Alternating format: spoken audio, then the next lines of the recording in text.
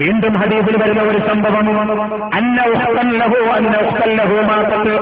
ഒരു സഹാബിയുടെ ഭാര്യ ഒരു സഹാബിയുടെ സഹോദരി മരിച്ചുപോയി. അദ്ദേഹം അങ്ങനെ വരികയാണ്. ആ സഹാബത്തിന് ആ സഹോദരിയെ കബറടക്കുകയാണ്. സമ്പത്തുള്ള ഒരു ചെറിയ ഭണ്ഡാരം, ഒരു ചെറിയ സഞ്ചി അദ്ദേഹത്തിന്റെ കയ്യിലുണ്ടായിരുന്നു. അത് കബറിലേക്ക് വീണുപോയി. അതിങ്ങനെ കബറിലേക്ക് വീണുപോയി. കാര്യം ഫലം യശ്ഉറാഹദും, ആരും അതിനെക്കുറിച്ചൊന്നും മനസ്സിലാക്കി കൊടുത്തുമില്ല, പറഞ്ഞതുമില്ല. അവരെല്ലാവരും മണ്ണിട്ട് മൂടി. എല്ലാവരും ഇൻസറഫു, മടങ്ങിപ്പോയി. ഇദ്ദേഹം വീട്ടിലേക്ക് പോയപ്പോൾ ഫലമ്മാതുക്കൾ ഓർമ്മ വന്നപ്പോൾ തന്റെ സഹോദരിയുടെ കബറിനരികിലേക്ക് വന്നുകൊണ്ട് ഫനബശ, കബറിങ്ങനെ മാന്തി. കബർ മാന്തിയപ്പോൾ കബറിങ്ങനെ എരിയുകയാണ്. കബറിങ്ങനെ എരിയുകയാണ്. അദ്ദേഹം മണ്ണതിലേക്ക് വാരിയിട്ടുകൊണ്ട് ഓടുകയാണ്. തന്റെ ഉമ്മയുടെ അരികിലേക്ക് ഓടിയിട്ട് പറയുന്നു, യാ ഉമ്മ. നെടുവേർപ്പെട്ടുകൊണ്ടുള്ള അറബികളുടെ വിളിയാണ് ഉമ്മ, വൈലത്താ, യാ അബാ.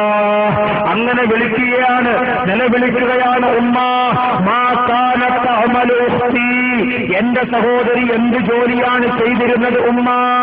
ഉമ്മ ഉടനെ ചോദിച്ചു, കാലത്ത് എന്തേ വമാ സുആലുക, എന്തേ നീ ഇപ്പോൾ നിന്റെ സഹോദരിയെ കുറിച്ച് ചോദിക്കാൻ എന്ന് ചോദിച്ചപ്പോൾ കാലത്ത് ആ സഹോദരൻ പറയുകയാണ്, ഉമ്മ, എന്റെ കയ്യിലിരുന്ന കീസ് കബറിൽ വീണുപോയി. ഫനബസ്തു ഖബറഹ, ആ കബറിലെ മണ്ണ് ഞാൻ ഇങ്ങനെ മാറ്റിയപ്പോൾ ഇന്നന്നാറ യസ്തഇലു അലൈഹ, ആ കബറിനെയും അവളെയും തീവലയം ചെയ്തിരിക്കുകയാണ് ഉമ്മ. ഫബകത്ത്, ഉമ്മയും ഇത് കേട്ട മാത്രയിൽ പൊട്ടിക്കരഞ്ഞുപോയി. ഉടൻ തന്നെ പറയുകയാണ്, മോനെ, അവൾ ഒരു തെറ്റും ചെയ്യുന്നത് ഞാൻ കണ്ടിട്ടില്ല. പക്ഷേ അവൾ